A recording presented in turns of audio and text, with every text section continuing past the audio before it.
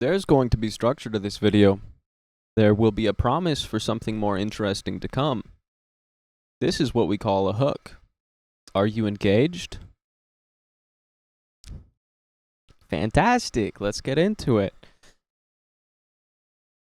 What is jet lag? Because I certainly didn't arrive late.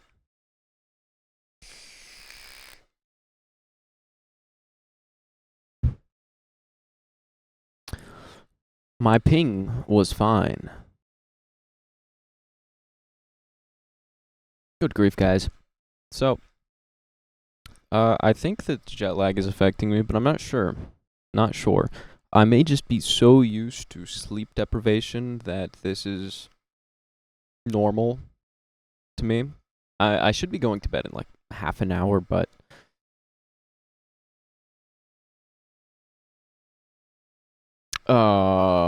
I may have drank coffee too late. It is what it is. Should we try to go? I've said all this shit in like 5 separate videos before this. Let's be original. Original content. What are we going to talk about? Stay with me. You are interested. You are interested.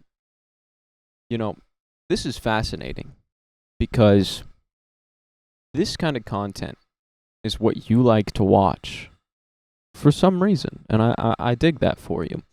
But there's this more interesting idea called hypnosis. You know, not like I'm waving a watch in front of your face, but if I slowly implant suggestions into the minds of the viewers, they will eventually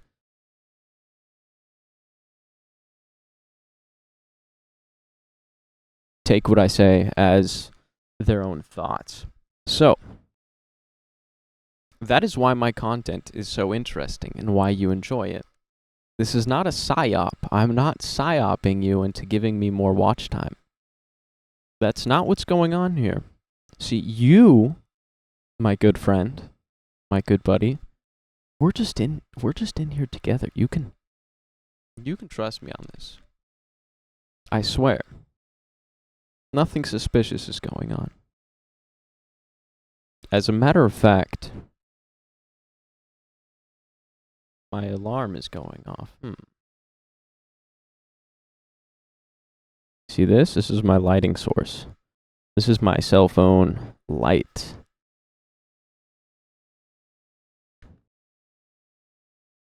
It's leaned up against the front of my laptop. See, this is information that is necessary because it's both entertaining and educational. This is the kind of content that you can feel good about watching.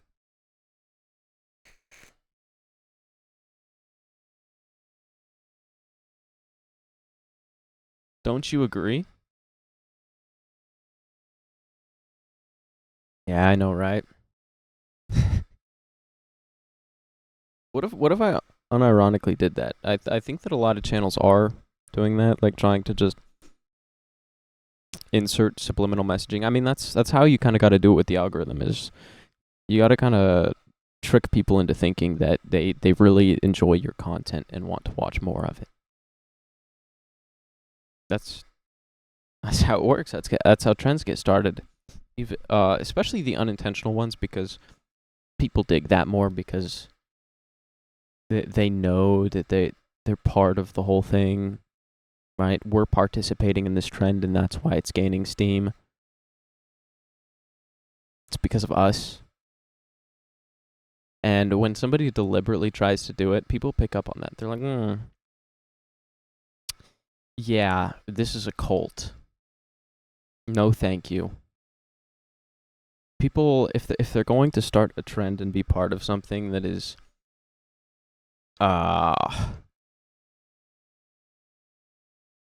taking a great part of their time and interest away from other things, they want to know that their presence is necessary, that they're voluntarily contributing. And that's what's going on here. You are voluntarily here watching this content. Everything about this is consensual and voluntary and enjoyable.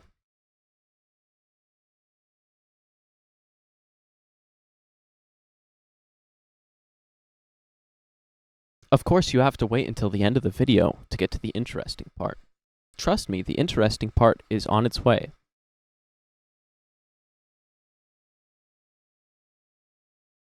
Here's a hint towards the interesting part.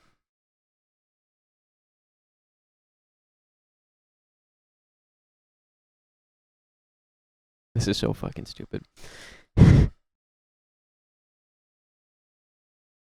don't know how many of you have like watched those kinds of videos where it's like, make your YouTube channel irresistible, make people need to click your thumbnail, hack the algorithm. I get recommended. I made the mistake of clicking on one of those on a new account.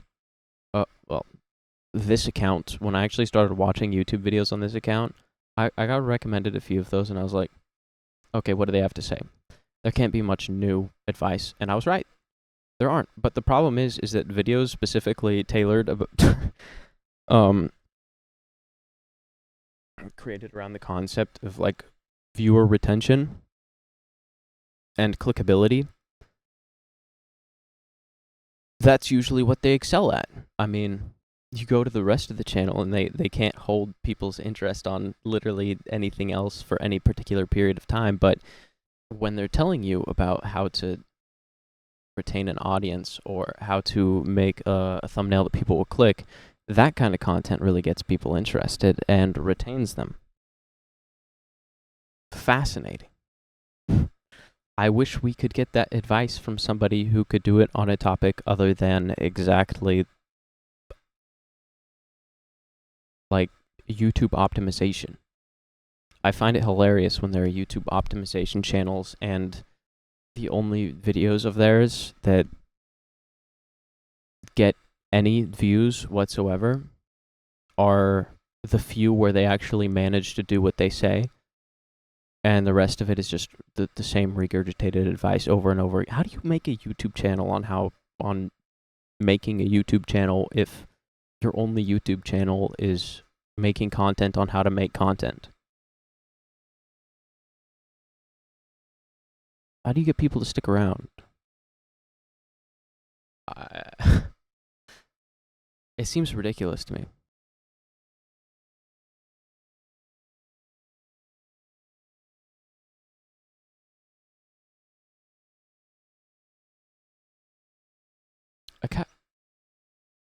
Somebody is out there instructing people on how to do something that they technically haven't actually done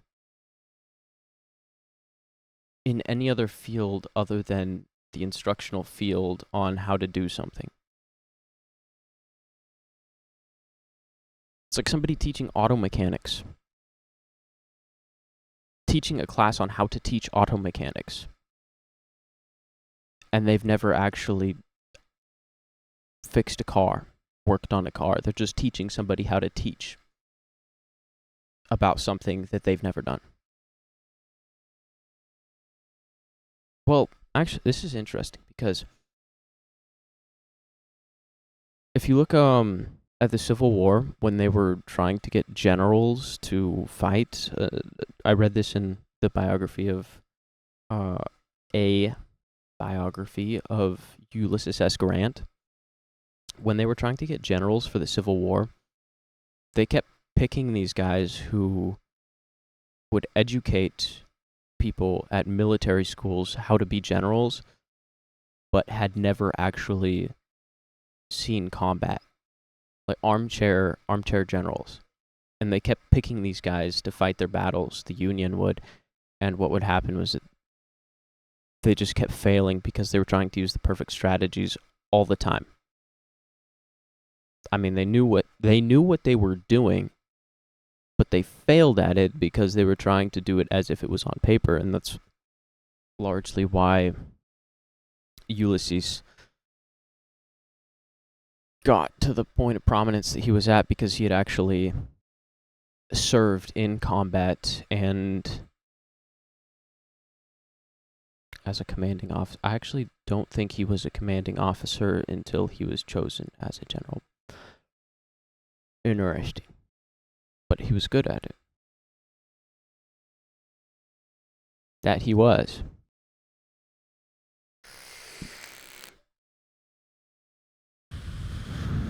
I mean, I don't know how good of a actual tactician he was by any sort of metric standard. I just know that he had a good track record. Is that luck? Who knows? I don't know.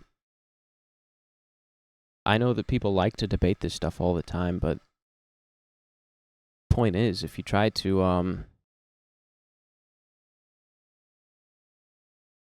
armchair people, armchair experts on anything, if you just go by their narrow criteria for success, you'll probably actually never get anywhere. Because one of the big things about YouTube is just knowing what will work. It's a very intuitive thing. Much like what I've read about how directing combat is.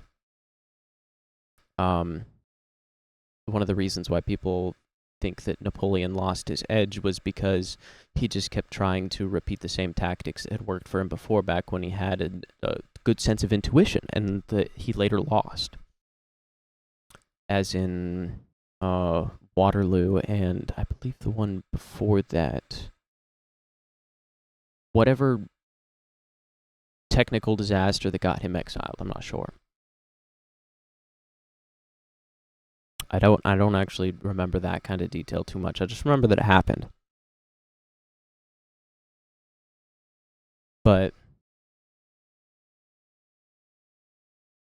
if you know what kind of content will get views, you know what kind of content will get views. And typically, if something doesn't get views, you can figure it out, even if you're like really indignant about it and you're like, no, it should have worked. People should have liked that thumbnail. This title should have worked. This video, it should have retained people. They should have watched over that boring part. No, sorry, buddy.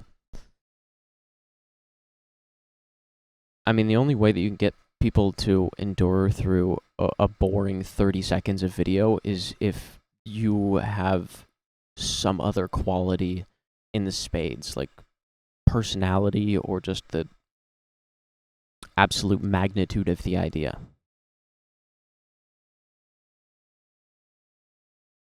That's likely why I don't have success on YouTube, is because I don't have catchy ideas. I don't like mainstream topics, and when I happen to indulge in the mainstream topics, sometimes they really pop the fuck off. Like gaming challenge content. If I'm actually interested in that, if I was interested in that kind of stuff, I tell you what. It's like reading a market. You can be good at it and do nothing with that skill. I would say a lot of the issues with like why I've never really had great success on YouTube is because I don't give a shit about the ideas that I see. Like when I see a video idea that would work, I usually don't pursue it because it's just boring. If you're really, really interested in like pop culture stuff or drama, and you have a really good intuitive sense about like what people want to hear about, you do fantastic on the internet. I'll just say that. But you kind of got to have both of those.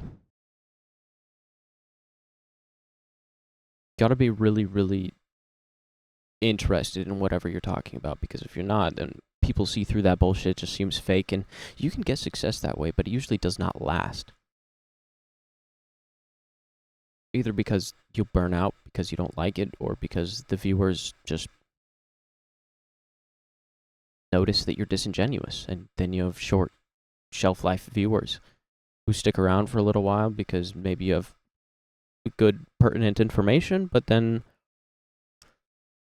they leave at some point, forget about you because you're just not that enthused to be there.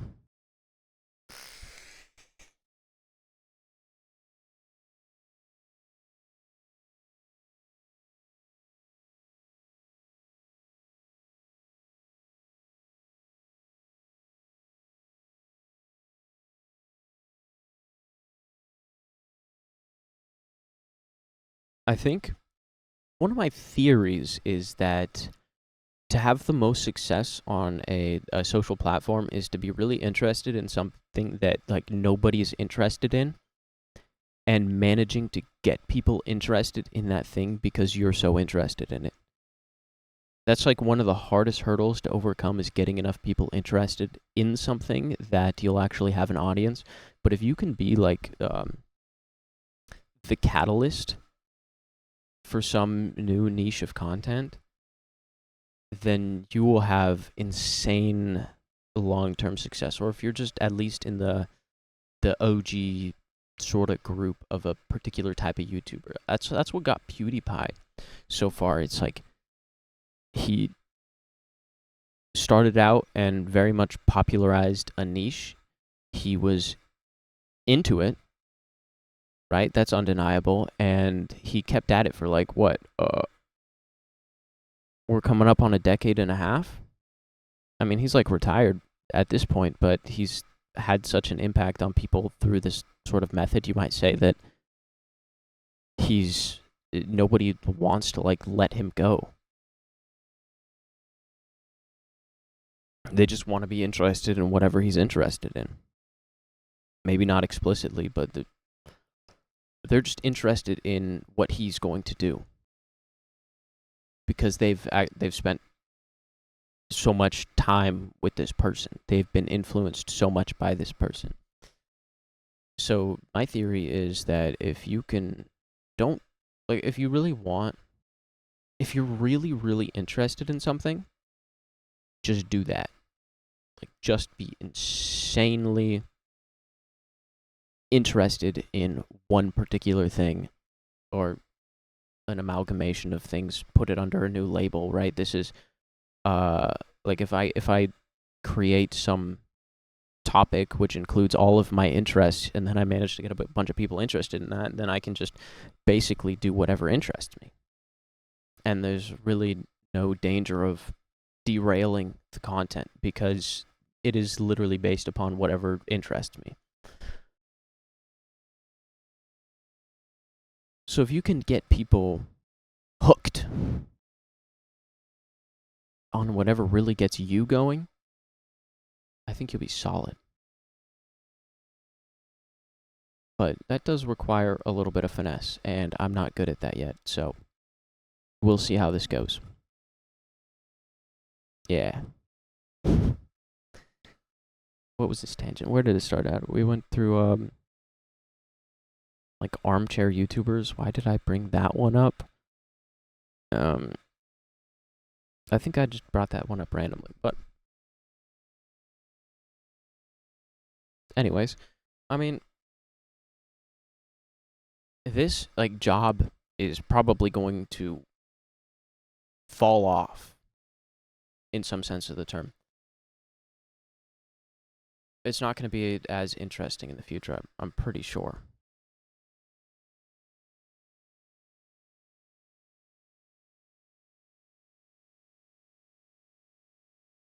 Or maybe it'll just change formats. But I mean, are there as many people around now that like really want to be YouTubers? Is that still a thing? I know it is a thing, but it's more like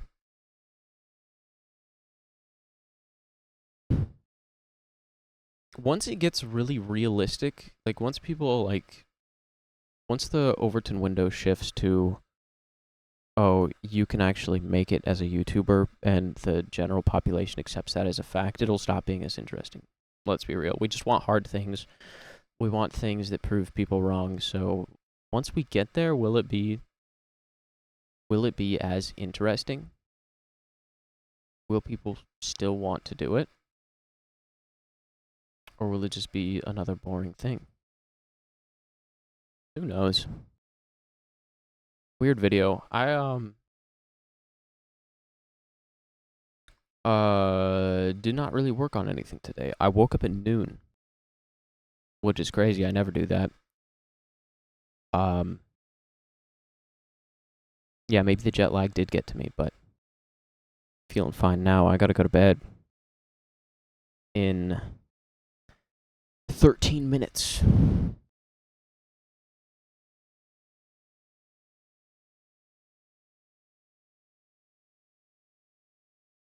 Yeah. Gotta get back on that 12-hour video that I'm working on. Hopefully I can record another 2 hours tomorrow. Where are we at with that? Chat, where are we at with the Life is Random and Meaningless saga? That one long video. Because I'm like actually really excited because I want to put that together into one super long video once I'm done and upload it to the main channel. I think that'll be cool. Let's see. Opening up Premiere. Will this nuke my laptop? Will this break the recording? I've got the cooling on it. We should be chilling. Life is Meaningless Part 3 .proj Premiere Project. It's insane.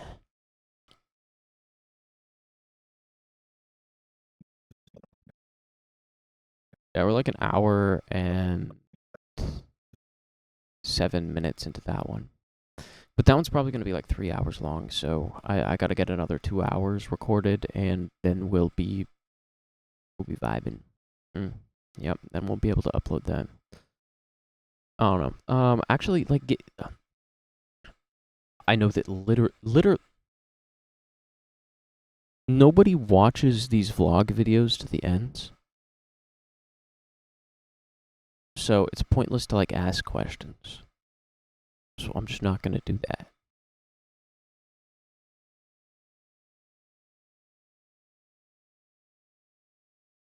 He's still here?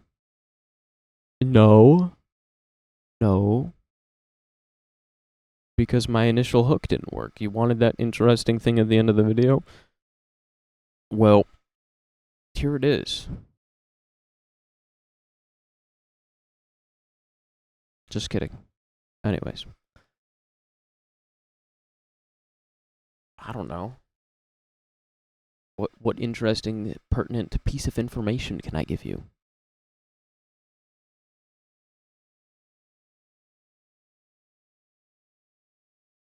The anterior mid-cingulate cortex is a very necessary part of the brain, and by neglecting difficult actions in your day-to-day life, you could see significant deterioration as you age and potentially experience symptoms of dementia and Alzheimer's. Do hard things. Goodbye.